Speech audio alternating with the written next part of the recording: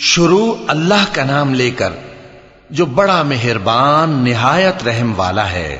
ناپ اور تول میں کمی کرنے والوں کے لیے خرابی ہے۔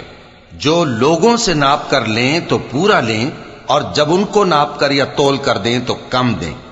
کیا یہ لوگ یہ نہیں خیال کرتے کہ اٹھائے بھی جائیں گے؟ یعنی ایک بڑے سخت دن میں، جس دن تمام لوگ رب العالمین کے سامنے کھڑے ہوں گے۔ سن رکھو کہ بدکاروں کے اعمال نامے سجین میں ہوں گے، اور تم کیا جانتے ہو کہ سجین کیا چیز ہے؟ ایک دفتر ہے لکھا ہوا، اس دن جھٹلانے والوں کے لیے خرابی ہے، یعنی جو انصاف کے دن کو جھٹلاتی ہیں، اور اس کو جھٹلاتا وہی ہے جو حد سے نکل جانے والا گناہگار ہے۔ جب اس کو ہماری آیتیں سنائی جاتی ہیں تو کہتا ہے یہ تو پہلے لوگوں کے افسانے ہیں۔ ہرگز نہیں، بات یہ ہے کہ یہ جو اعمال بد کرتے ہیں ان کا ان کے دلوں پر زنگ بیٹھ گیا ہے۔ بے شک یہ لوگ اس روز اپنے پروردگار کے دیدار سے اوٹ میں ہوں گے، پھر یہ لوگ یقیناً دوزخ میں جا داخل ہوں گے۔ پھر ان سے کہا جائے گا کہ یہ وہی چیز ہے جس کو تم جھٹلاتے تھے۔ یہ بھی سن رکھو کہ نیکوکاروں کے اعمال نامے علیین میں ہوں گے۔ تم کو کیا معلوم کہ علیین کیا چیز ہے؟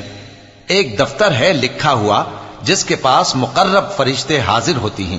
بے شک نیک لوگ نعمتوں میں ہوں گے، تختوں پر بیٹھے ہوئے نظارے کریں گے، تم ان کے چہروں ہی سے نعمت کی تازگی معلوم کر لو گے۔ ان کو شراب خالص سر بمہر پلائی جائے گی جس کی مہر مشک کی ہوگی۔ تو نعمتوں کے لیے ریس کرنے والوں کو چاہیے کہ اسی کی ریس کریں، اور اس میں آب تسنیم کی آمیزش ہوگی۔ وہ ایک چشمہ ہے جس میں سے اللہ کے مقرب پیئیں گے۔